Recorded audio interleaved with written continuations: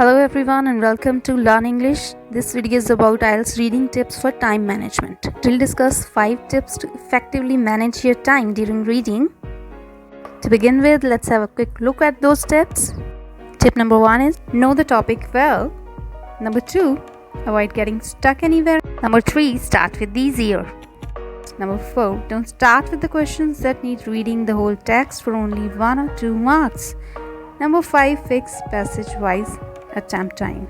Now let's understand these tips in detail. Tip number 1 is know the topic well.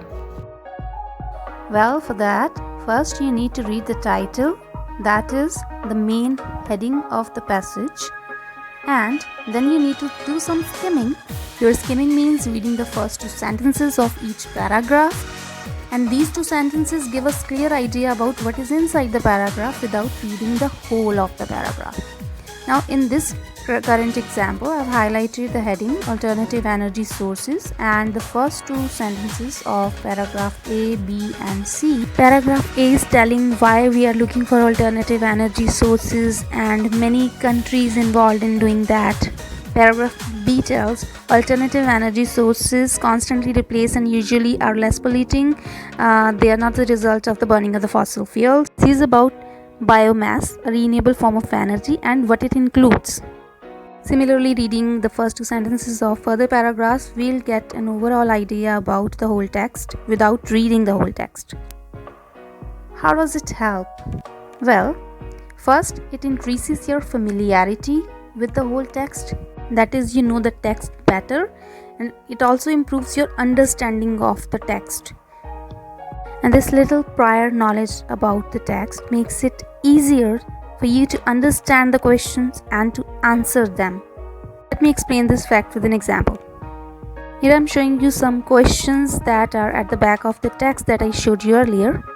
In the question number 5, they are talking about wind power, and if we remember, then if we skim the text well with a little bit of scanning, here you see that in the G paragraph in the very beginning, wind energy is written, which is similar to wind power.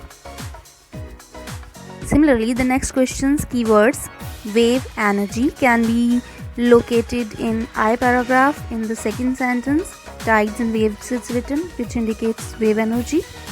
The other keywords fossil fuels, atom splitting, biomass, earth, fuel cells, all these are also lying in the beginning of various paragraphs. So although it takes a little bit of time to skim the text, but later while finding the answers it saves a lot of time. As being already familiar with the text, it becomes easier for you to relate to the questions. Next, the tip number 2 is avoid getting stuck anywhere and move on to the next question.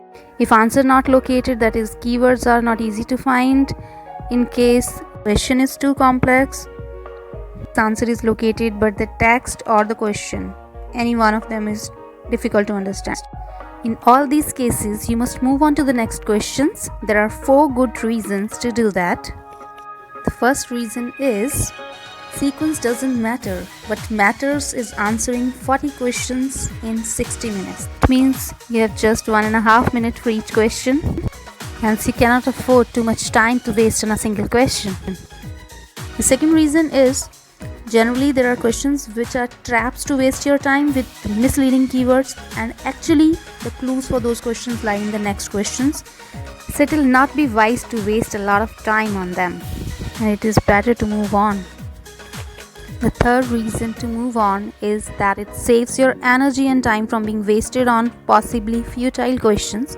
Futile questions are those questions for which even if you find the answers, they are going to be most probably wrong. Better invest your energy and time on next easier questions that can get you more marks. Also, with saved energy and positivity, brain works better. The reason number 4 is as you solve more and more questions, your understanding of the text increases. Later, the same tough questions may be easier to solve. For example, here question number 1 and 2 have keywords international cooperation, one alternative energy source, one of these forms, these forms of energy. All these keywords are not easy to locate. So it is better to move on to the next questions with easier keywords. We already saw that these words are easy to locate. So these questions are going to take lesser time as well as energy. Remember that we are not leaving those questions that we have skipped now. We are going to do them later with better understanding of the text. But at the moment, we'll avoid wasting too much time on the tougher questions. Next comes the third tip. Start with the easier.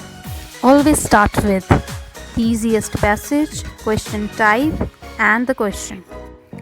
Generally, the first passage is the easiest one, so you can start with that. After that, the second and third paragraph are a little bit tougher. You can choose out of them as per your interest. For example, if one of the topics is more interesting, you can start with that. Or you can choose the passage according to the language, which can be judged by skimming the text in the beginning, as I told earlier in the first tip. Next, the easiest question types can be table or note completion, fill-ups, diagram, summary completion, and flowchart. You can also have your views about which question types are easier. Further, within the question type, you can choose to do the easier questions first. Generally, the questions which involve dates, names, numbers, or which are shorter in length are easier to solve than others.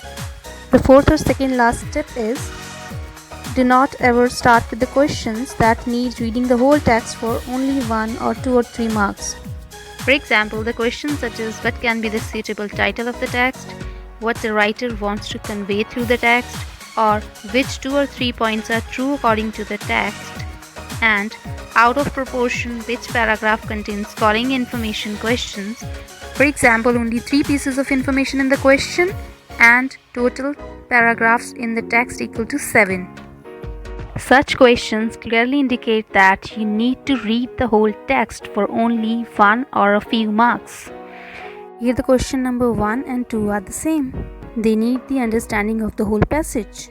It is always wiser to do these questions at the end and not in the beginning. Next, the fifth and last tip is, fix your time for each passage. For example, you can fix 16 minutes for passage 1, 18 minutes for passage 2, and 20 minutes for passage 3 as the toughness level increases from passage 1 to passage 3. If you'll manage your time like that, you'll still be left with 6 minutes for final trials or guesses. Thanks for watching this video, and for more such knowledge and tips, stay tuned to our channel and like, share and subscribe.